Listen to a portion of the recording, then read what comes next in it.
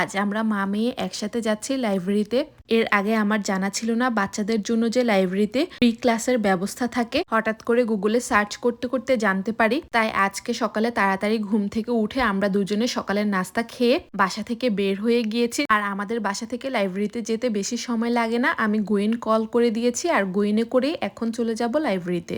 আর আমার আজকের এই ভিডিওটি দেখলে হয়তো অনেকের কাজে আসতে পারে, মানে যাদের বাচ্চা আছে তাদের কথা বলছি। আসলে বিদেশের বাড়িতে সব বাচ্চাই তো মোটামুটি একা একা বড় হয়, মানে আত্মীয় স্বজন বলতে তো তেমন কাউকেই দেখেন। মা অথবা বাবা যে কোনো একজনের সাথে বাচ্চারা সারাদিন সময় কাটায়, অথবা বাহিরে বের হলে তখনও একা একাই থাকে। আর আমাদের দেশে হলে তো বাচ্চারা আত্মীয় স্বজন, নানা নানি, দাদা দাদি সবাইকে দেখে, সবার কাছ থেকে কথা বলা শিখে। তো এখানে মা হিসাবে আমি আর কতটুকু ওর সাথে কথা বলতে পারি, সারাদিন আমারও তো কাজ থাকে, পড়াশোনা থাকে। এই কারণে দেখা যায় কি এদেশের বাচ্চাগুলো খুব সহজে শিখে না, মানে ওরা কথাটা একটু দেরিতেই বলে। যেমন আমার মেয়ের বয়স 2 বছর প্লাস, কিন্তু ও এখনো অনেকটা স্পষ্ট করে বা আমাদের সাথে ওইভাবে কনভারসেশন করতে পারে না। তো পরে এ নিয়ে অনেক ঘাটাঘাটি করার পর দেখতে পেলাম লাইব্রেরিতে ফ্রি ক্লাস করানো হয় বাচ্চাদের জন্য, মানে যাদের ছোট বাচ্চা আছে, কি টডলার্স আছে অথবা প্রি স্কুল যারা যাবে ওদের জন্য, মানে আলাদা আলাদা সেশনের ব্যবস্থা রয়েছে। পরে আমি আজকে চলে গেলাম। দেখুন এখানে অনেক বাচ্চা এসেছে, প্রায় 15-20 জন বাচ্চা ছিল, সাথে ওদের মা বাবা ছিল। প্রথমে একজন টিচার ওদেরকে সুন্দর করে ওদের সাথে প্লে করছিল,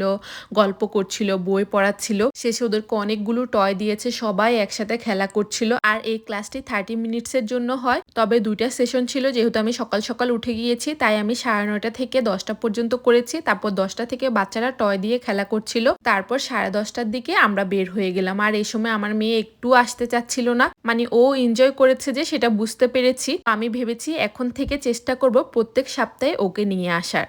আপনারা যে যেখানে থাকেন না কেন গুগলে সার্চ করলে দেখতে পাবেন এর আশেপাশে কোনো না কোনো লাইব্রেরি আছে। তো সেখান থেকে ফোন দিয়ে অথবা ওয়েবসাইট ঘেটে খুঁজে বের করতে পারবেন বাচ্চাদের কখন ক্লাস করানো হয়, সেই অনুপাতে আপনারা যেতে পারেন। আর একসাথে এতগুলো বাচ্চা যা যা করছে সেগুলি দেখলে আপনার বাচ্চাও আস্তে আস্তে সবকিছু শিখে যাবে। আমি মনে করেছি এটা অনেক মায়ের কাজে আসতে পারে, তাই আজকের ভিডিওটি আপনাদের সাথে শেয়ার করেছি। আর কোনো প্রশ্ন থাকলে আমাকে তা কমেন্টসে জানাতে পারেন।